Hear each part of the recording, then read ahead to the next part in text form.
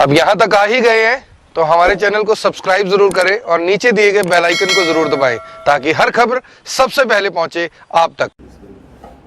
नमस्कार, मैं हूं महक शर्मा और इस वक्त आप ये लाइव तस्वीरें देख रहे हैं हरियाणा के करनाल से। और इस वक्त हम मौजूद हैं करनाल के नगर निगम में।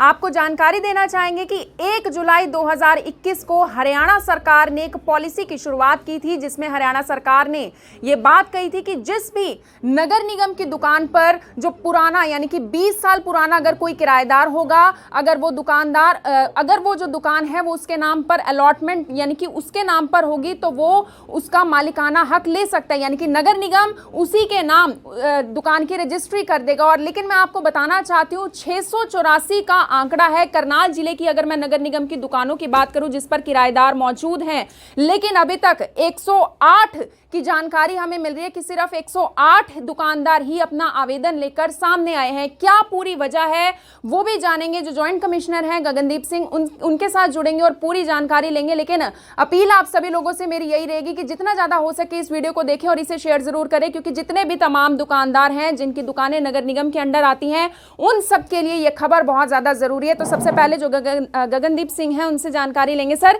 क्या जानकारी देना चाहेंगे? जो आवेदन करने की जो लास्ट डेट है वो 31 जुलाई तक है और 31 जुलाई तक अभी तक 108 लोग ही सामने आए हैं, बाकी दुकानदार सामने क्यों नहीं आ पा रहे हैं?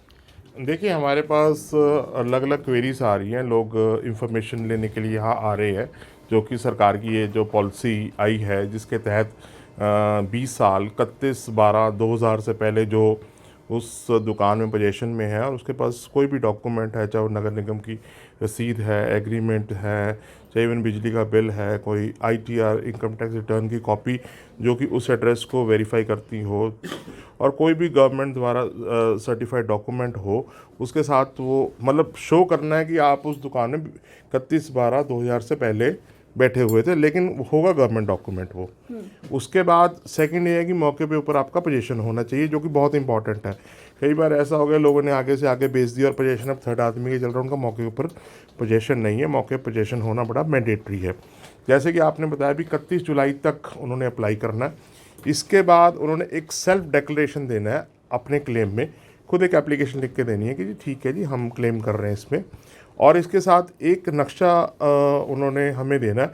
अब हमारे पास जो एप्लीकेशन, जैसे आपने बताया भी 108 एप्लीकेशनें आई हैं, उसमें नक्शे बड़े अनप्रोफेशनल तरीके से लोगों ने तैयार करके भेजे हैं, जो कि पीछे मैंने बिल्डिंग इंस्पेक्टर्स को फाइलें मार्क करी तो वो ये कहने लगे जी ये तो नक्शों से पुष्टि नहीं हो सकती। तो अब हम जैसे हमने स्क्रूटनाइजेशन शुरू करी है उन सारी फाइलों की, तो हम अब उनको ऑब्जेक्शन रेज करके भेज रहे हैं कि आप ये जो कंसर्न डॉक्यूमेंट्स हैं इनको करेक्ट करके भेजिए, ताकि हम इसके ऊपर अपनी टीम से वेरिफिकेशन करा सकें, मौके की विजिट भी करवा सकें। सर, 684 में से जो आपने जानकारी दी थी कि 108 दुकानदारों ने ही आवेदन दिया है, ऐसी क्या वजह है कि दुकानदार सामने नहीं आ रहे? कहीं ना कहीं ऐसी भी जानकारी मिल रही है कि दुकानदारों के मन में कंफ्यूजन है इस पॉलिसी को लेकर।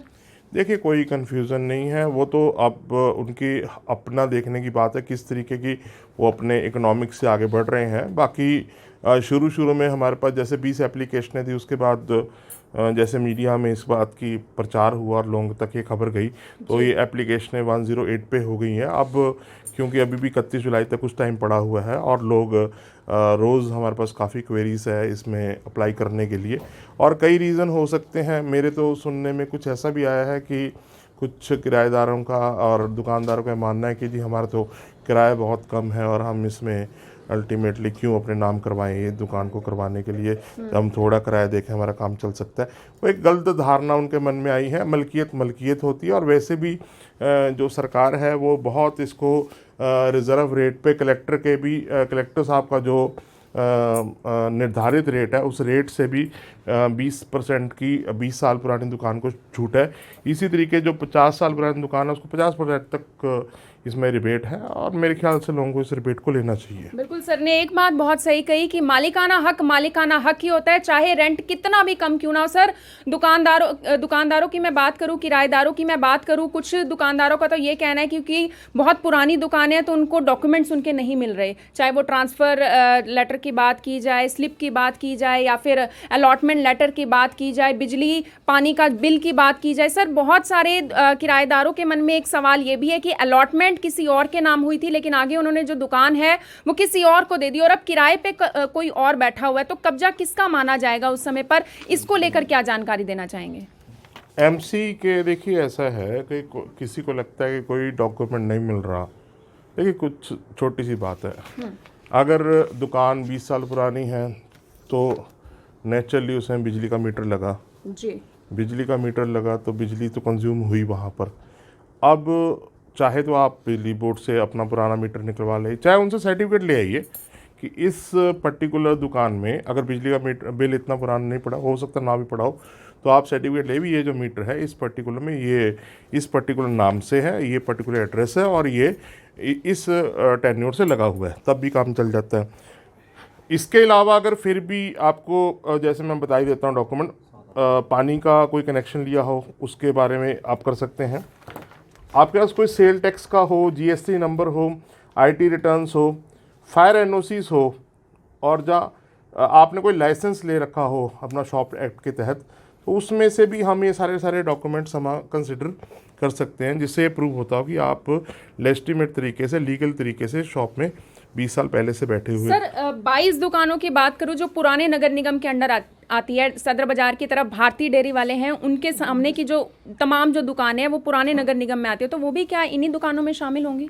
हाँ जी बिल्कुल। मैंने कहा जी वो छोड़ो, जो भी दुकानें 31/12/2000 से पहले जो नगर निगम का किराएदार है और नगर निगम की दुकानें हैं, और वो सारी इस पॉलिसी में आती हैं।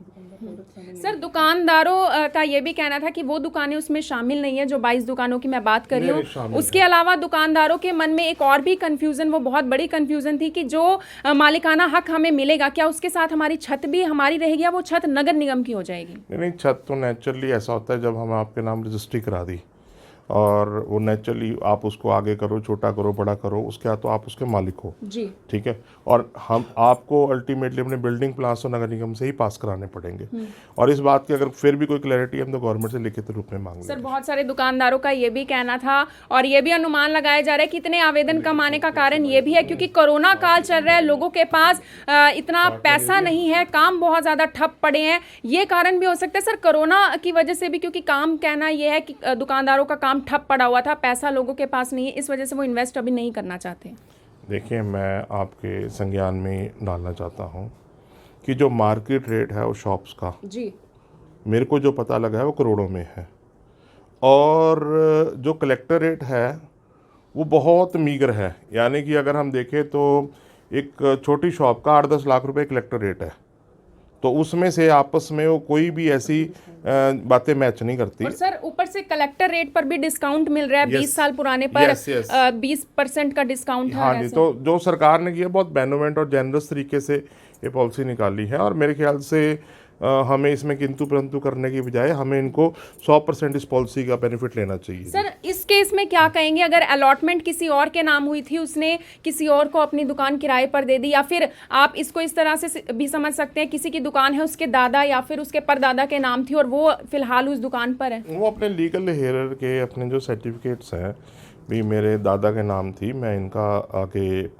लीगल हेयर हूँ, या ये मेरे और भी वारसान है, और अपना एक एफिडेविट सबमिट करें, हम उसको वेरीफाई कर लेंगे। सर कई दुकानदार ऐसे भी होंगे जिन्होंने पिछले कई टाइम से किराया नहीं चुकाया होगा, तो आवेदन के समय पर पिछला सारा किराया भी उनसे वसूला जाएगा? बिल्कुल, जैसे उनकी एलिजिबिलिटी क्राइटेरिया पास कर जाते हैं तो हम उनके पास एक डिमांड रेज करेंगे, और डिमांड रेज करने के बाद उनकी फिर आके सेल प्रोसीड शुरू होंगी। जैसे कि आपने मेरे से पूछा कमेटी चौक के बारे में, उसमें 120 दुकानों में 60 लोगों ने आवेदन ऑलरेडी दे दिया जी। तो सर एक सवाल ये भी है कि आवेदन देने के बाद कहा जा रहा है कि यानी कि 1 महीने का टाइम पीरियड मिलेगा कोई भी ऑब्जेक्शन या फिर क्लेम रेज करने के लिए। उसके अलावा ये भी जानकारी निकल कर सामने आ रही है कि जिन जिन दुकानदारों ने आवेदन दिया होगा, जो आधिकारिक टीम है, चाहे तहसीलदार हो, बिल्डिंग इंस्पेक्टर हो, वो सब मौके पर जाकर मुआयना लेंगे वहाँ का। देखिए, ऐसा है कि हमने एक टीम गठित कर दी है कि जैसे एप्लीकेशन हमारे पास आ जाती है 1 महीने में हम क्लेम एंड ऑब्जेक्शन सुनेंगे। स्क्रूटनाइजेशन ऑफ एप्लीकेशंस हमने शुरू कर दी। पैरेलली हमने जो डॉक्यूमेंट्स की शॉर्टेज है वो उनको कम्युनिकेट कर रहे हैं। उसका कम्युनिकेट करने का तरीका भी बहुत इंपॉर्टेंट मैं बता देता हूँ कि वो मैं ऑर्डर अपने अपलोड करूँगा वेबसाइट पे, तो वेबसाइट से मैसेज जो OTP और मैसेज उनके मोबाइल पे चले जाएगा, वो वेबसाइट से ही अपने उस ऑर्डर को डाउनलोड कर सकते हैं। अच्छा, सहूलियत के लिए हम फिज़िकली भी वो ऑर्डर वहाँ तक भेज देंगे, और जो उन्होंने वो डॉक्यूमेंट्स हमें जमा और करवाने हैं, जहाँ प्रॉपर शेप में ऑर्डर में जमा कराने, जो हमने नहीं जमा करा रखे उन्होंने हमारे पास। और उसके बाद जमा होने के बाद फिर हमारी टीम फील्ड विजिट के लिए निकलेगी, उनका नाम ऑनलाइन पोर्टल पे आएगा, और प्लस उनको डेट्स कम्युनिकेट की जाएंगी दुकानदारों, कंसर्न दुकानदारों। कितना लंबे समय का ये प्रोसेस ये है? 2 महीने का और प्रोसेस है जी, एप्लीकेशन देने के बाद। सर, आपसे एक आखिरी सवाल करना चाहेंगे, ये भी लोगों के मन में होगा, क्योंकि जैसे आपने जानकारी दी कि 500 दुकानदार आपके अकॉर्डिंग जो है एलिजिबल हो सकते हैं इस आवेदन के लिए। अब तक 108 नहीं आवेदन दिए, जिस हिसाब से प्रॉपर्टी ID को लेकर डेट एक्सटेंड हुई थी, आपको लगता है कि 31 जुलाई के बाद इसको लेकर भी डेट एक्सटेंड होगी? देखो, मेरे सुनने में आ रहा है कि शायद डेट एक्सटेंड होगी, लेकिन अभी कोई रिटर्न ऑर्डर नहीं आया है। अभी तक तो हम 31 जुलाई ही मान के चलेंगे। अभी तक 31 जुलाई है। हाँ जी, हाँ जी। तो अभी तक 31 जुलाई है, और आप सभी लोगों के लिए एक सुनहरा मौका जरूर है, सभी दुकानदारों के लिए सुनहरा मौका जरूर है। अगर कोई भी दुकानदार पर कोई भी किराएदार है जो पिछले 20 साल से उस दुकान पर है, यानी कि उसका कब्जा है, और उस कब्जे को अब मालिकाना हक हरियाणा सरकार दिलवाएगी। 1 जुलाई 2021 को इस पॉलिसी को जारी किया गया था कि अगर कोई भी दुकानदार है पिछले 20 साल से एक ही दुकान पर है, एक ही दुकान का किराया चुका रहा है, तो अब उस दुकान पर उसका मालिकाना हक हो सकता है, उस दुकान पर उसकी रजिस्ट्री हो सकती है। हालांकि बहुत कम जो किराएदार हैं, बहुत कम जो नगर निगम की दुकानों के जो किराएदार हैं, वो इस पॉलिसी को लेकर आवेदन करने के लिए सामने आए। 684 में से मैं आपको बताना चाहूंगी सिर्फ और सिर्फ 108 किराएदार ही अब तक सामने आए हैं। बहुत सारे लोग अपने डॉक्यूमेंट्स ढूंढने में, अपने डॉक्यूमेंट्स तलाशने में जो है अपना टाइम वेस्ट करते हुए भी नजर आ रहे हैं, लेकिन ये एक सुनहरा मौका जरूर है। उसके अलावा मैं आपको बड़ी जानकारी देना चाहती हूँ कि कलेक्टर रेट पर ही जो है रजिस्ट्री होगी, यानी कि जो आपसे पैसा वसूला जाएगा वो कलेक्टर रेट पर ही होगा, जो पेमेंट आपसे ली जाएगी वो कलेक्टर रेट पर होगा।